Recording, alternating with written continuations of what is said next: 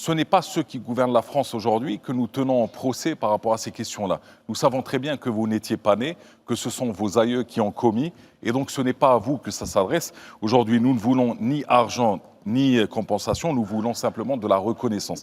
Et ça, c'est un point important, effectivement, qui relève de la dignité des nations.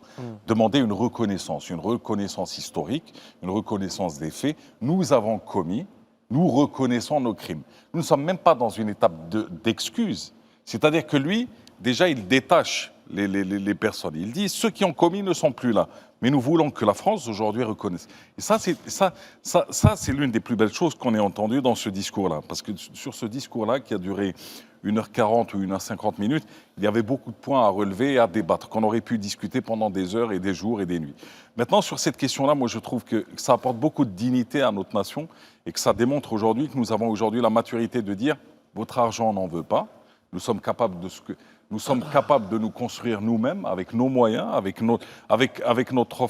notre force vive, nos travailleurs, notre jeunesse, nos ingénieurs, nos médecins et autres. Nous pouvons construire notre pays. Nous n'avons pas besoin de votre argent pour exister. Mais nous avons besoin de la reconnaissance pour pouvoir avancer. Et ça, c'est le point le plus important. Maintenant qu'il demande à ce que ce soit nettoyé ou autre, ça c'est quand on ouvrira réellement ce sujet de mémoire, effectivement, sur le plan technique, il faudra nettoyer, il faudra agir parce que nous continuons à subir les conséquences de ces nucléaires.